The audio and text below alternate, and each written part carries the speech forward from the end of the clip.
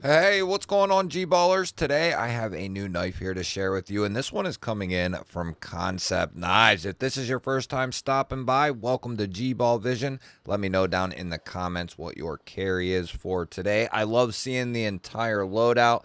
Now, this is going to be a newer release for Kansept within the last month or so at the time of recording this anyway, and it's one of the most interesting designs I have seen from them this year. Now, this is the Kansept Caveman, and I have been just biting my fingers to get this knife on video here. We're perfectly centered up, and you can just see right away this thing is an absolute monster. The good thing is these knives are available. I'll have links to them down in the description and the pinned comment, and we flick open that massive sheep's foot blade. We have a nice stonewash finish. We do have the dual thumb studs for deployment here, and we are going to be looking at 20 CV on this bad boy.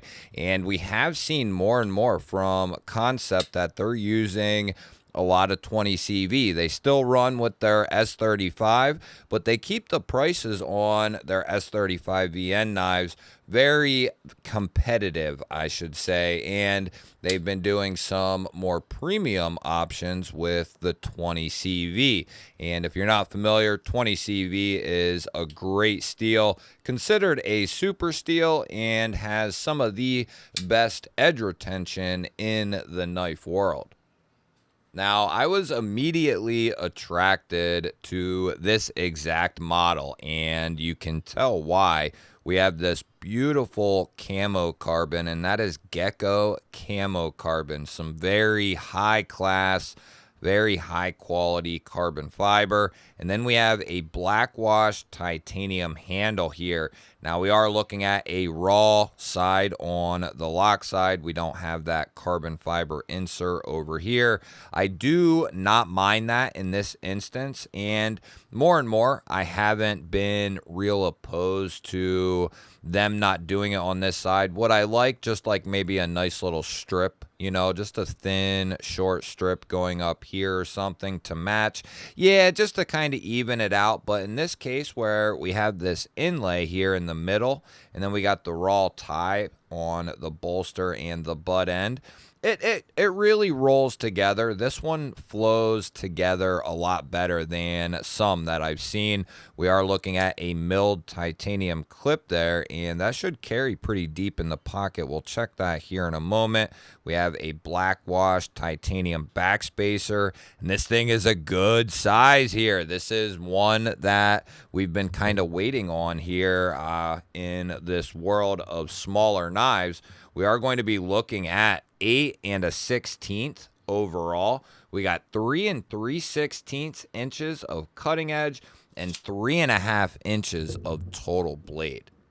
And for comparison's sake, I'll bring out the Kaiser Drop Bear and the Benchmade Bug out here, and you'll see that the Caveman is going to be quite a bit longer than both of those and much more substantial in the handle and blade. Next up, we got the Vastid Raccoon here up top and the Kaiser Militol on the bottom here. Much bigger than the Raccoon. It's going to be even longer than something like the Militol, and here again, a much more substantial knife. Let's change gears here, and we'll get a hardware check off the rip here. T8 for the pivot. T8 on the inlay screws. We have T8 on the body here, and we got T8 on the pocket clip. Very nice. So we got T8s all the way around. That is exactly what we want to see. We'll go ahead and get our 50 ways baked in Hank out here, and we'll see what this looks like in the pocket. It's a beefier knife, so it's going to carry pretty big. Goes over that seam nice and easy, and as I suspected, it's going to carry pretty deep for a standard milled clip because we have the double torques side by side. That's going to allow this to carry a little bit deeper, but you still have a little bit poking out here, which in my preference, I prefer that. It gives you a nice solid spot to grab a hold of the knife while it's still in your pocket and retrieve it very securely, right? I think this is going to work very well. There's a ton of clearance there, and that should work very good over thicker seam pockets and pants. And I didn't mention just yet, but insanely good access to that lock bar, and it is chamfered slightly. Just a beautiful action. They nailed the detent on this, and the closing action is just as smooth.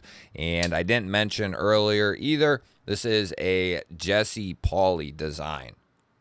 Now we'll go ahead and get the arch nemesis out here, and we'll give this a weight check. Now, we like to guess the weight here on the channel, and I invite you to play along. You can leave a comment. Let me know what you think this knife weighs. And I enjoy seeing your guys' guesses. We're getting more and more every single day, people guessing.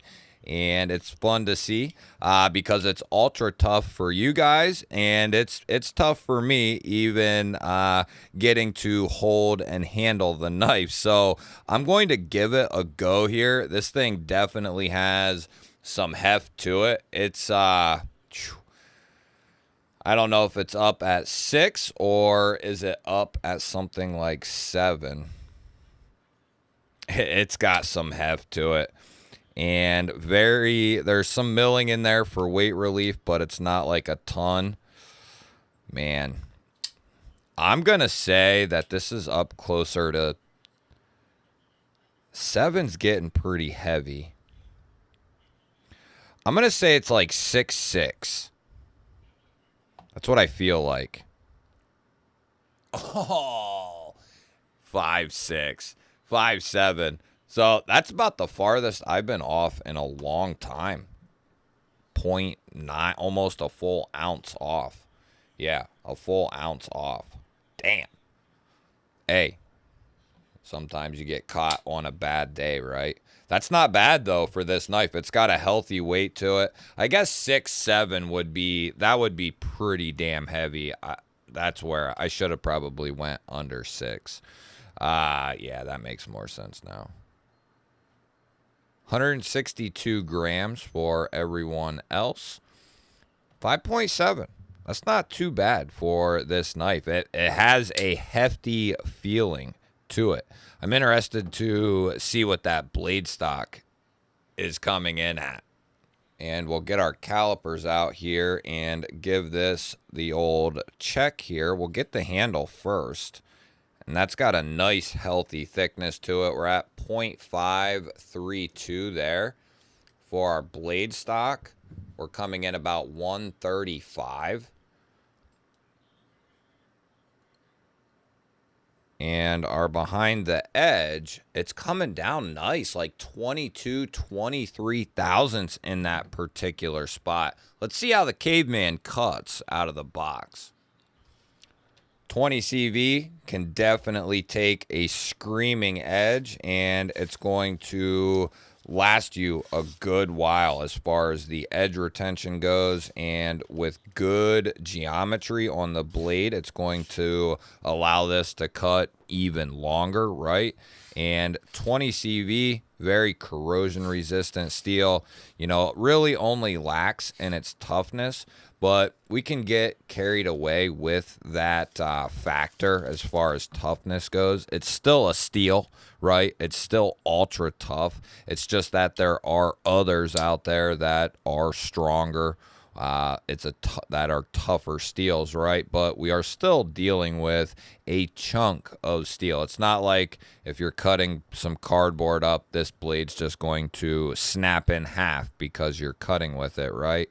I think anything, you know, that you could think of doing that involves a folding knife, 20 CV is going to do it, right? It's when you start getting out of the parameters of what's normal that you need maybe more specific locks or more specific steels, that sort of thing, right? If you're someone who is around saltwater a lot, in and out of saltwater, you need a knife that can take that kind of thing, then, you're not going to go with something like this per se. 20 CV can hold up corrosion wise, but you're going to want something that's much more corrosion resistant, like a Vanex, a Magna Cut, something like that, where this is more derived for its edge retention and its cutting ability. Now, this thing is lining up to be one of my favorite Kansept releases this year. There's no cork that I am finding with it that I'm like, oh, I wish, it didn't have this or it did have that.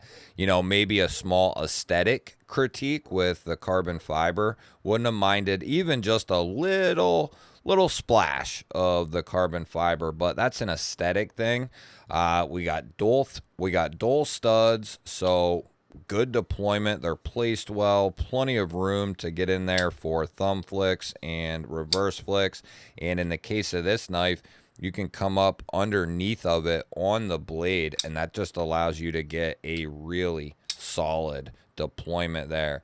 Nice 50-50 area, so you can choke up behind that big old sheep's foot, get a ton of control on it. That'll allow you to choke up and get a really good index on this. And if you need that detailed precision with that tip, baby, you're going to be able to have that with this knife here. Little splash on the pivot collars there. I like that look. This thing is really solid. The last thing we need to check here is something that Kansept is notoriously really good at, and that is making sure their knives stay locked up no matter what lock, no matter if it's tenable, if it's Kansept, if it's a $40 knife or a $300 knife. Their knives routinely stay locked up. I have never had any Kansept knife fail, and I talk them up as such because time and time again, they stay locked up, as I said, no matter what the lock has been. And that's just a testament to their excellent quality control. Now, we'll go ahead and give this a couple wrenchings, and man, that thing is locked up tight. Let's go ahead. We'll start out towards the tip. We'll go lighter just to get started here. And that puts a lot of stress on our lock, and it just sounds like a beast. Very good. Close it. We'll check it here. Give it the old wacka wacka. And this bad boy sounds really good. Really good. We'll run this through a couple of quick checks here. Still perfectly centered. Deployment still feels good. Action still feels really good. Detent is money. Man, I would say the only thing I could see some people complaining about is the carbon fiber thing, and then the fact of where the studs are. They are in the path of the cutting edge a little bit here. Not something I care a whole lot about. That it's just something that has never bothered me a whole lot. There has been a few instances where I was like, oh, damn, the studs ran into the material or whatever, but that's really been like far and few between, a couple of times in my life has that happened. So it's not something I, am a stickler on. I'd rather them be where they're supposed to be in the sense of deploying the knife as easily and successfully as possible. And if that means putting them here instead of up here, whatever it may be, I like it. It works, right? So some people might have a little issue with that part there as far as design goes, but that's going to be about it for what I can think of here, initially, at least anyway. We are looking at right hand only, but, that is not a design flaw per se. That's just an inconvenience for lefties. As far as price range goes, I think these are reasonably priced. We're looking at about $220 on the low end, up to about $250 on the highest end, and that's where this one sits. As far as I've seen, 2 or 3 of the 6 versions are out of stock, and like 2 or 3 of the other ones are very low in stock. So there's not many of these knives left. So it's only a matter of time till the remaining stock is completely gone. I think there was only like there might have been like 2 or 3 of these left at the time of recording this, but it won't surprise me if they trickle down even more by the time you're seeing this video. I am interested to hear your thoughts on the Caveman here. Is this something you could see adding to your rotation or adding to your collection? I look forward to hearing your thoughts and opinions on this knife. Don't forget to share this video and hit the thumbs up button. That tremendously helps these videos get pushed out there, and the algorithm really takes a kind act to that.